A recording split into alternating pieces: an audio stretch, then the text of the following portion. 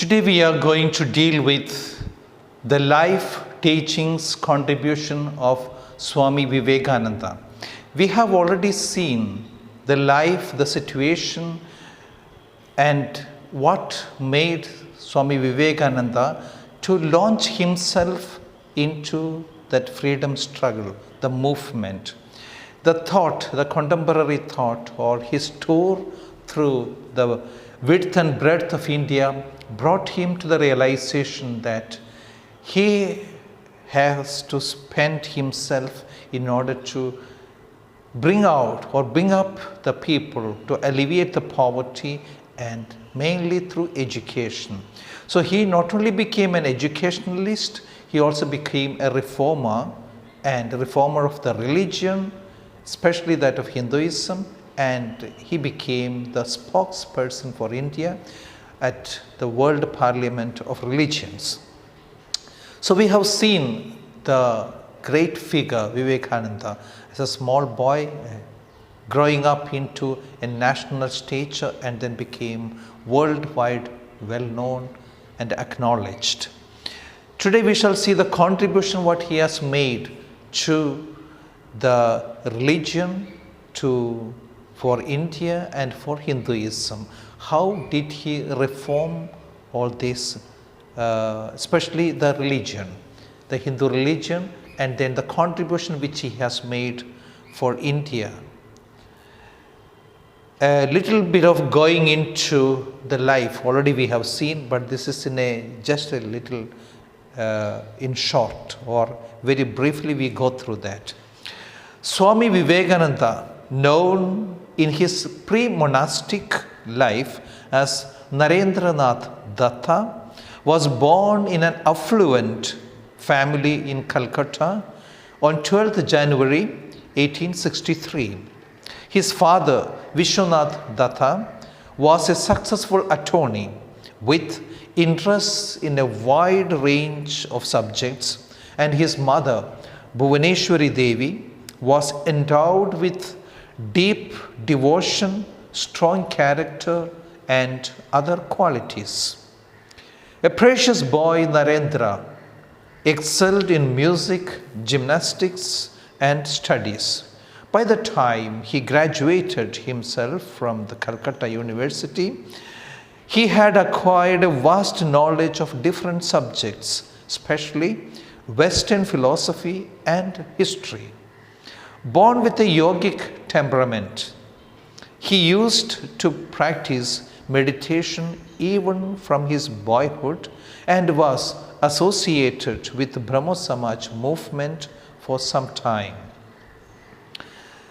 His meeting with Ramakrishna Paramahamsa was a moment of a change. At the threshold of Narendra, the youth Narendra had to pass through a period of spiritual crisis when he was assailed by doubts about the existence of God. It was at that time, for the first time, he heard from his English professor at college about Sri Ramakrishna Paramahamsa. One day in November 1881, Narendra went to meet Sri Ramakrishna Paramahamsa, who was staying in the Kali temple in Dakshineshwar. He straightway asked the master a question which he had put to several others, but had received no satisfactory answer. Sir, have you seen God?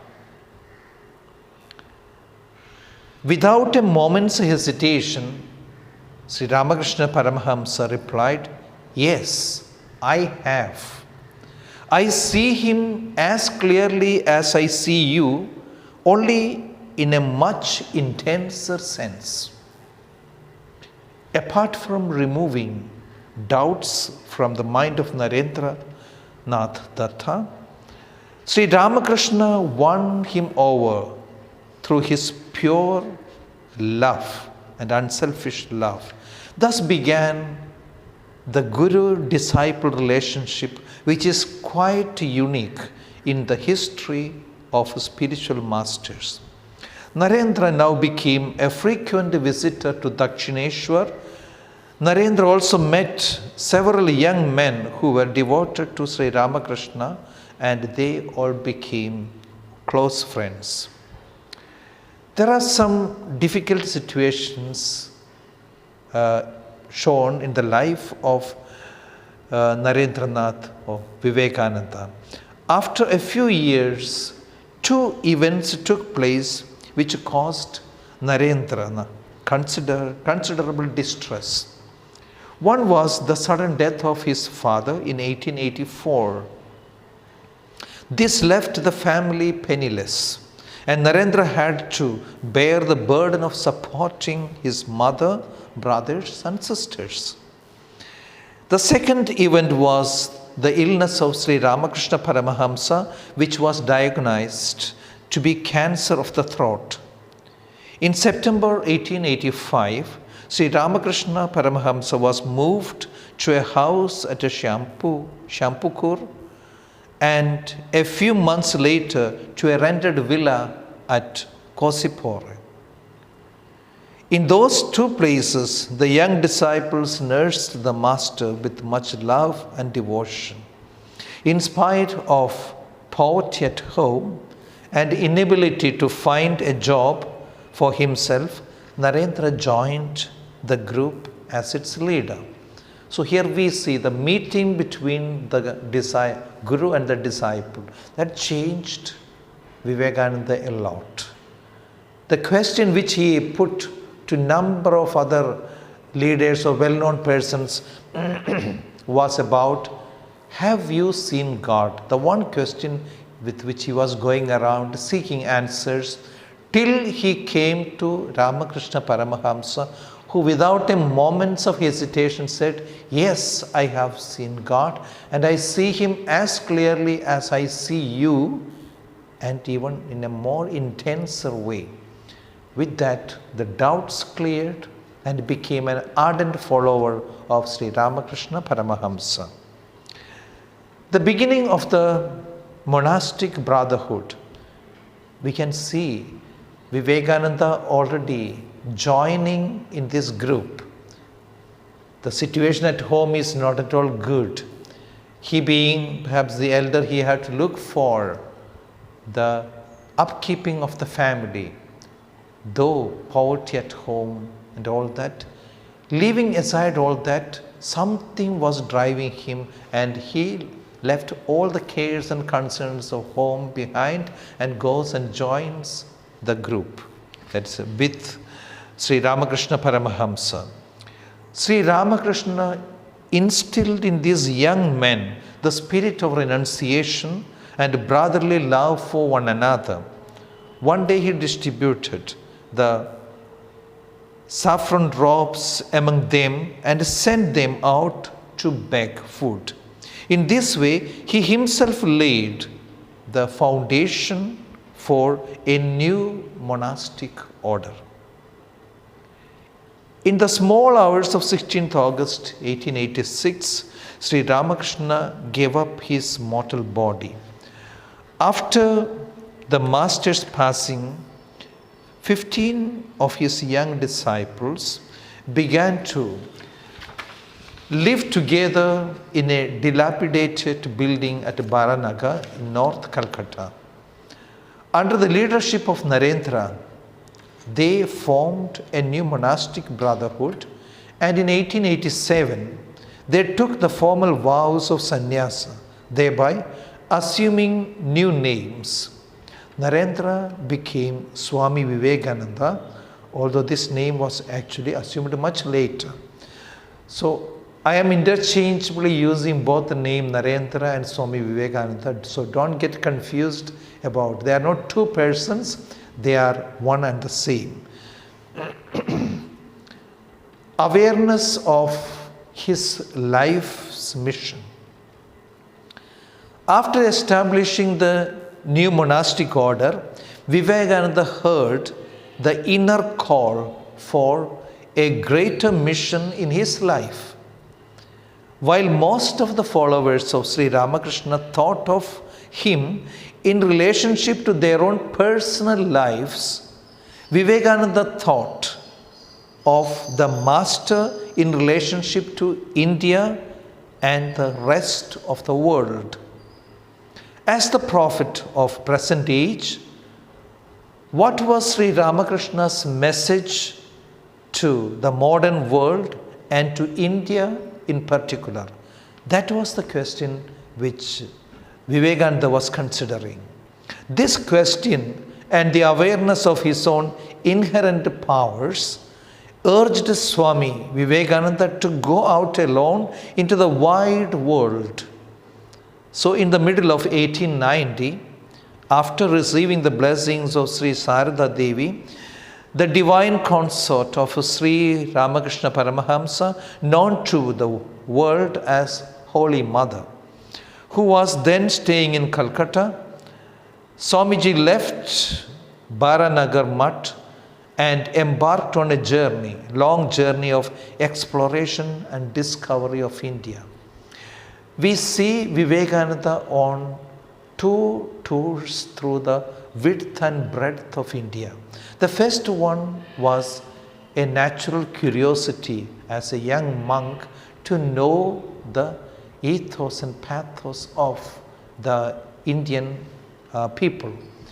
The second one was little more deeper in the sense he was so much touched or taken by the illiteracy and the poverty of the people.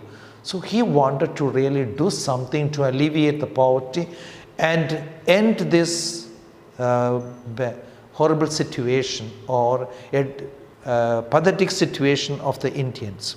So much so he was thinking of ways, what way will he be able to remedy the situation?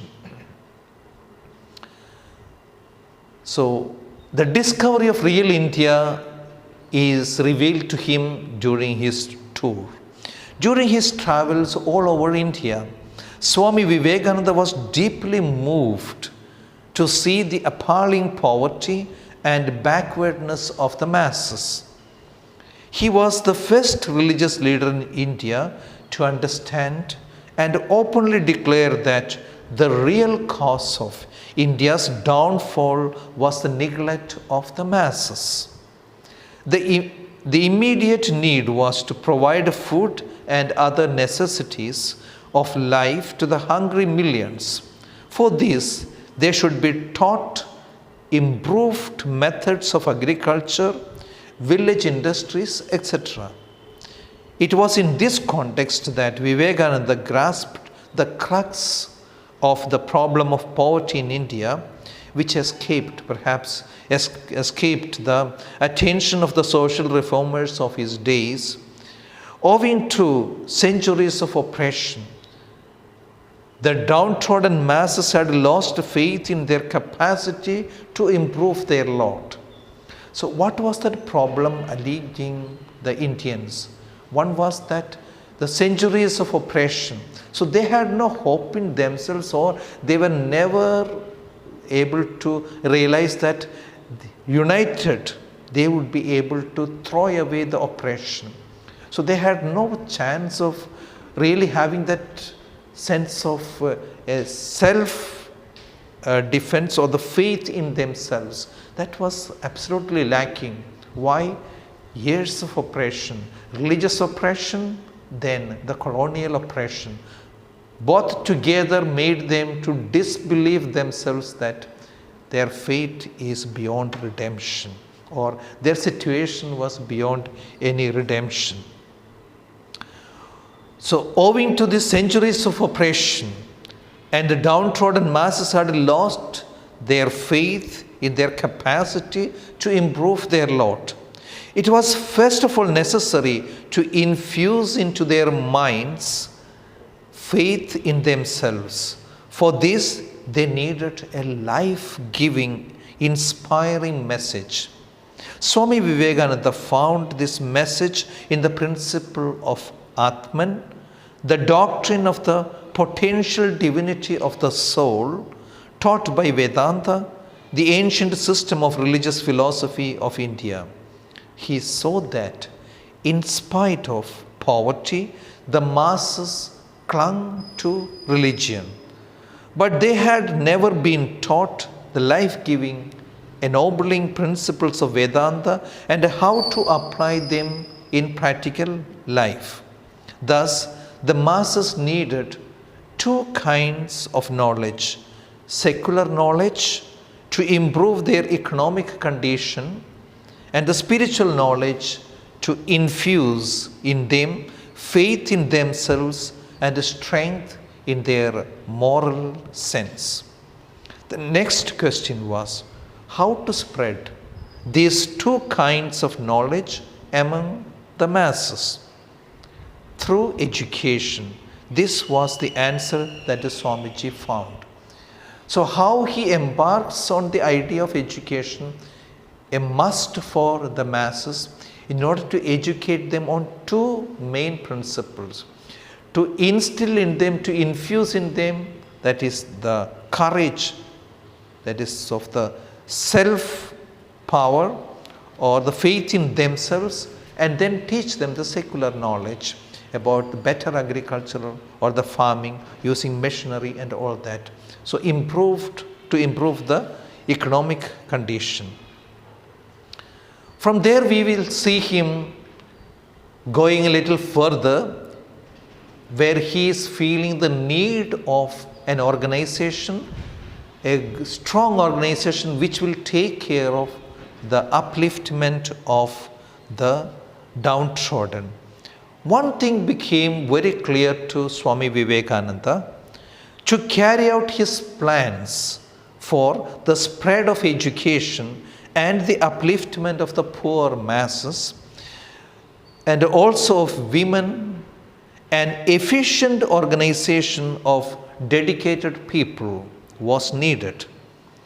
As he said later on, he wanted to set in motion a machinery which will bring noblest ideas to the doorsteps, even the poorest and the meanest. Doorstep of even the poorest and the meanest.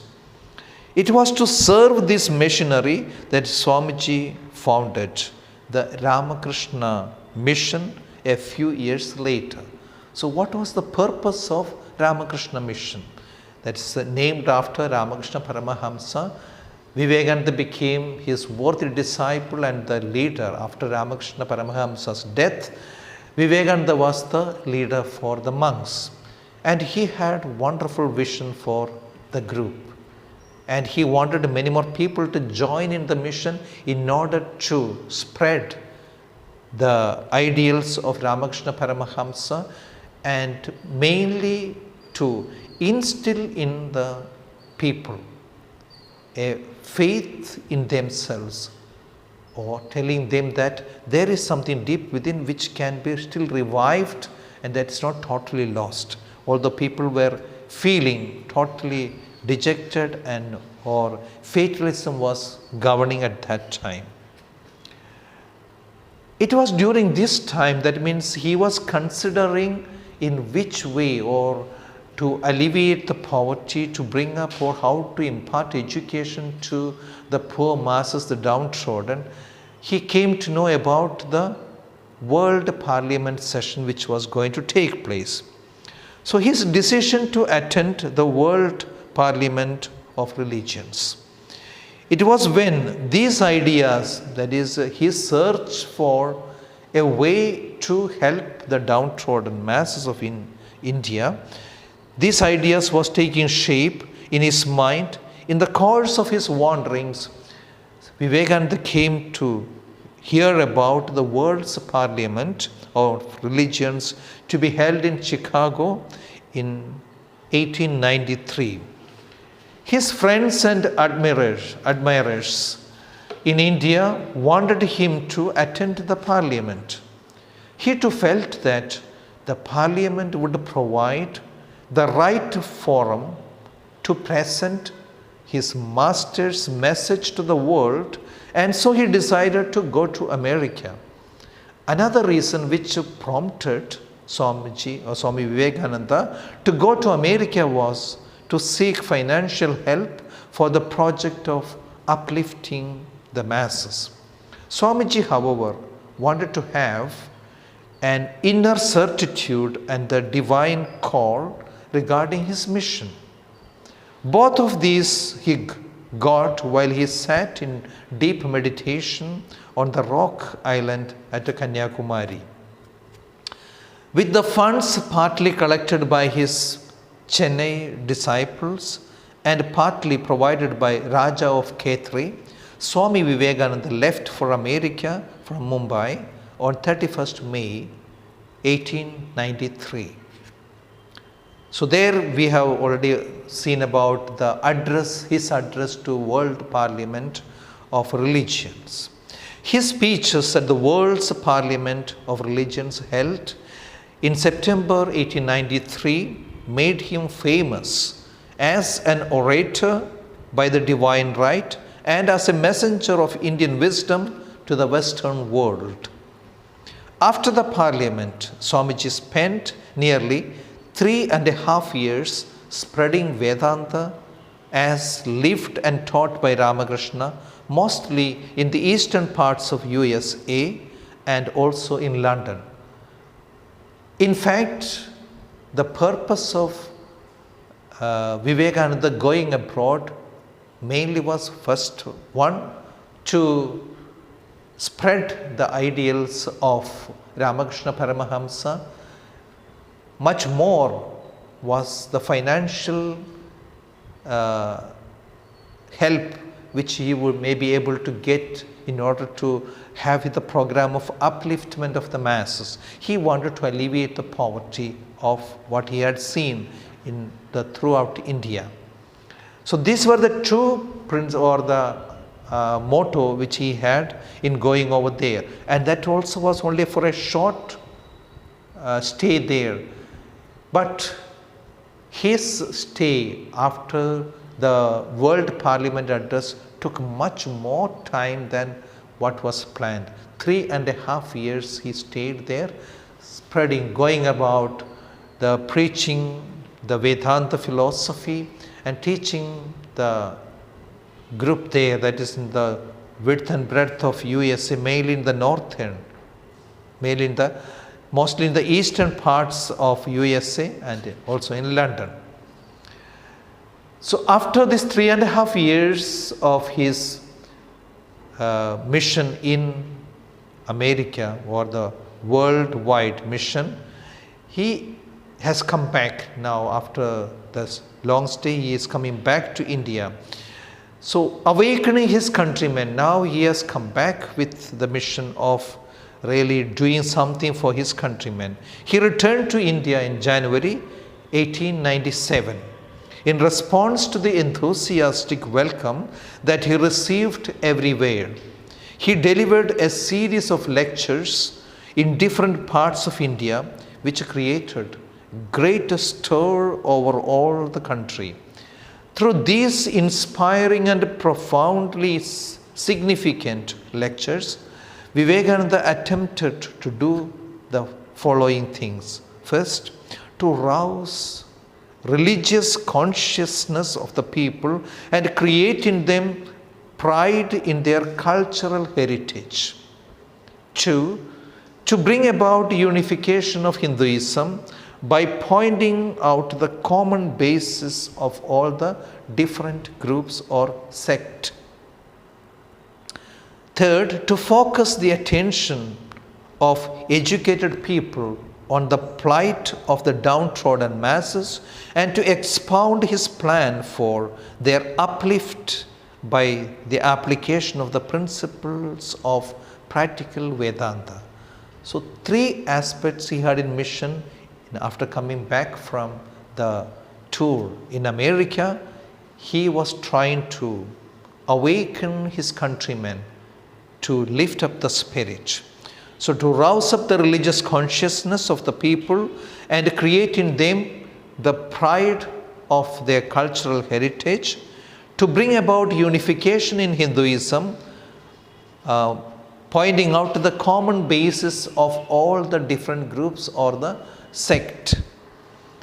Third was the focus of attention of bringing to focus the attention of the educated people to the plight of the downtrodden masses and to expound his plan for the upliftment of the downtrodden by the application of the principles of practical Vedanta. So this in mind, he goes about, and then we find the concrete foundation of the Ramakrishna mission. Soon after his return to Calcutta, Swami Vivekananda accomplished another important task of his mission on earth.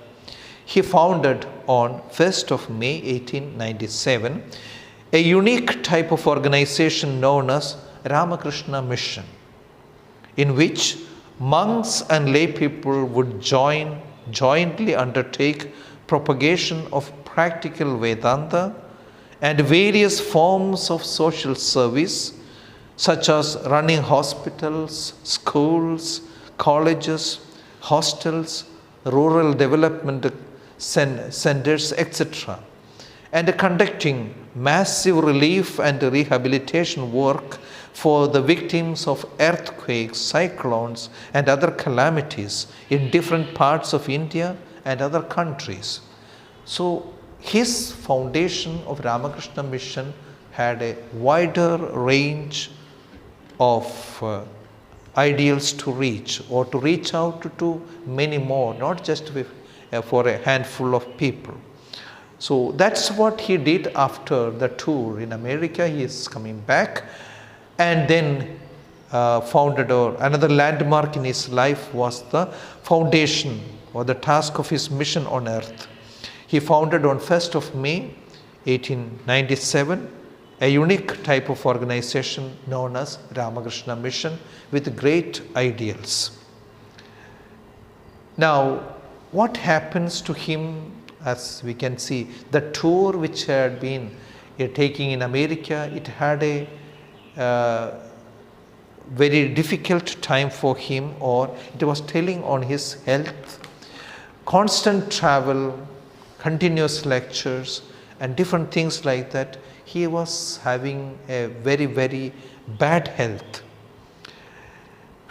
In early 1898, Swami Vivekananda acquired a big plot of land on the bank of Ganga at the place called Belur to have a permanent abode for the monastery and the monastic order originally started at Baranagar, and got it registered as Ramakrishna Mutt after a couple of years. Here, Vivekananda established a new universal pattern of monastic life which adapts ancient monastic ideals to the conditions of modern life, which gives equal importance to personal illumination and social service, and which is open to all men without any distinction of religion, race, or caste. So something, a very noble starting, or instituting something very noble, an open invitation to everyone who was of goodwill to serve the humanity. So that was the establishment of Belur Mutt at the banks of Ganga, where he acquired a bigger plot of land and shifted the mutt from Baranagar to this new place in Belur. It may be mentioned here that in the West, many disciples were influenced by Swami Vivekananda's life and message. Some of them became his disciples and devoted friends. Among them, the names of Margaret Noble, later known as Sister Nivedita, Captain and Mrs. Sevilla, Josephine MacLeod, and Sarah Ole Bull deserve special mention. Nivedita dedicated her life to educating girls in Kolkata.